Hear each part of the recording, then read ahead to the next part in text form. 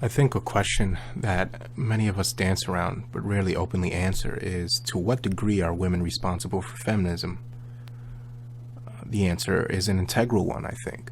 I think it's fair to say that feminism is dependent on the female population of its target culture accepting and embracing it in the majority. Now, when the SPLC designated MRA sites as a hate group, there was a bulletin posted on A Voice for Men shortly after in regards to another MRA threatening to commit suicide, and this caused several female feminists with Twitter accounts to comment on it, and instantly this phrase, hate group, was being parroted by the unthinking feminist acolytes as though it was some universal truth. I remember one particular tweet where some feminist was screeching, the MRM, parentheses, a hate group, is trying to stop one of their own from committing suicide. I'm conflicted about this. This is a classic example of female sloganeering, where the language is provided for her by the state. The state told her the language to use, and feminists immediately adopted in hopes of suppressing free speech, which in this society is analogous to hate speech, intolerance, and even the infamous thought crime we found in Orwell's dystopia. I think Orwell said it best when he claimed that it was in fact women who were the most bigoted adherents of the party, the swallowers of slogans, the amateur spies, and the nosers out of unorthodoxy. The orthodoxy we're dealing with here is that of enforced dialogue with rigidly confined limitations and tolerances defined by feminist and progressive narratives.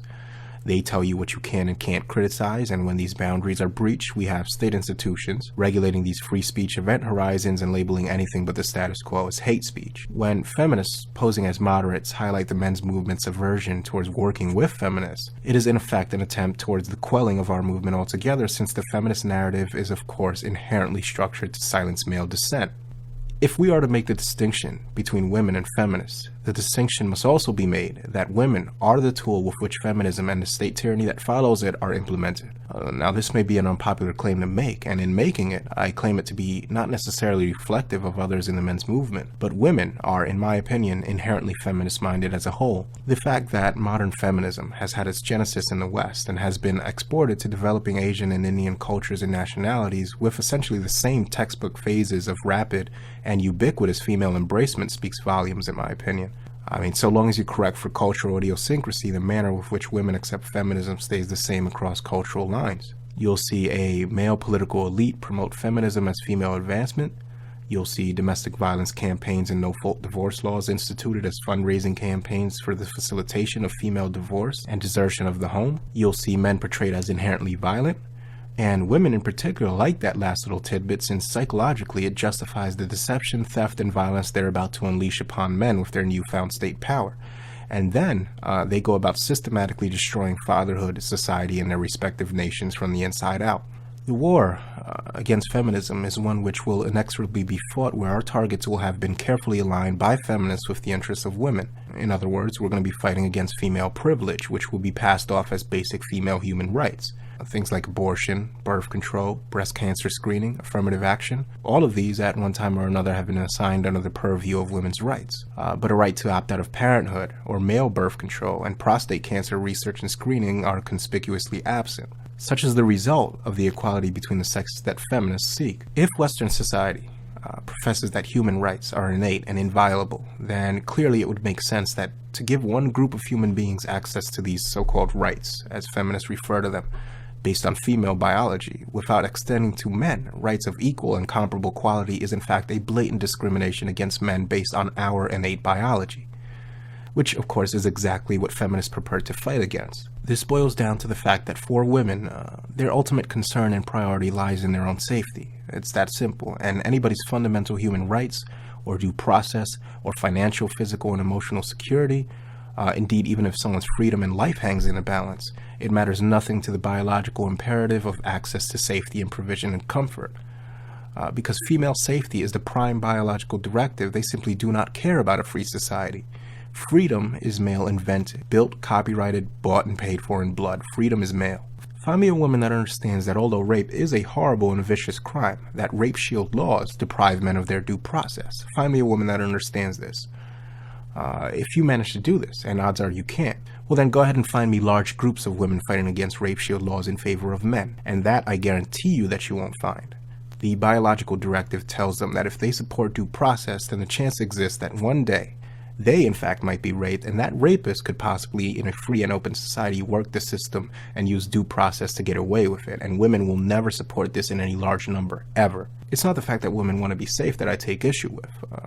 Everybody wants to be safe. It's the fact that they're so obsessed with their safety and yet so averse to procuring it themselves in a way that doesn't infringe on the freedom of others.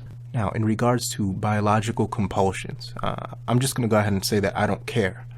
I don't care what hardwired tendencies women have. I mean, it's beyond the point. Men have a biological imperative to pass on their genes, yet the vast majority of men don't go around forcing women to have sex, do they? Yet when women aren't having their biological safety and provision compulsions satiated, then all sorts of coercive state power is leveraged against men to extract it, even under the threat of imprisonment in many instances, or in other words, by force. And it's this willingness to leverage the state against men to take what they want by force that I find evil and hypocritical. They want to be safe even if it means that others will suffer for it. We're talking about a society where women like Heidi Jones can make up out of thin air some fictional story about someone raping her for no other reason other than she wanted attention, and an entire legal system will take her word for it. I mean, what if some innocent male was actually prosecuted for this?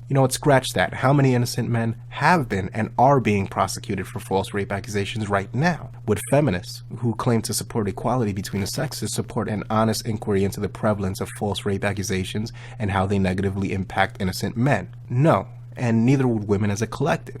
Feminists have helped put in place a legal system of predation of the innocent falsely accused male. It has been men throughout history that had the presence of forethought enough to know the evil that is unleashed when we trade freedom for safety. The most fervent resistors of legislation like the Patriot Act have been men, and these men are not stupid. They understand that terrorist attack is a reality. They even understand that the Constitution-shirking measures that the Patriot Act puts into place can possibly stop some terrorist attack somewhere in some hypothetical scenario before it happens. But they resist it anyway. Why? Because no amount of safety and no amount of lives saved is worth it if we can't live free. And more specifically, because the danger of a terrorist attack or of a rapist getting off pales in comparison to the world of danger we would exist in if due process isn't upheld to the most stringent standards possible. I mean, Stalin, Mao, Lenin, they didn't have due process either. Ask the tens of millions of people they killed off how safe they felt. I'm sure, though, just in case women are worried, that there was very, very little domestic violence in the Russian Gulag. Women, their entire world and conceptualization of protection and safety exists in a cloud of self-absorption 5 feet in any direction from their feeble little minds. And you can accuse me of generalizing all you want, but the facts have just been spelled out to you as follows. We have a burgeoning and particularly vicious feminist movement propping up in India, some parts of Malaysia, China, and Japan, and the manner in which women have hopped on board can only be described as a thunderclap. Make no mistake about it, what we are witnessing here is the death of Western civilization. These people, and I use the word loosely, these feminists are nothing more than slogan-spewing automatons fueled by a hatred of everything real and spontaneous. I mean, they actually have a hatred for the spectacle of life itself as it plays out before them. They are micromanaging every unplanned, unapproved human activity in hopes of crushing the spirit of anyone that is actually thinking and alive. Feminism is hatred. It's carefully crafted, carefully hidden, culturally embedded hatred. That's all I gotta say for now.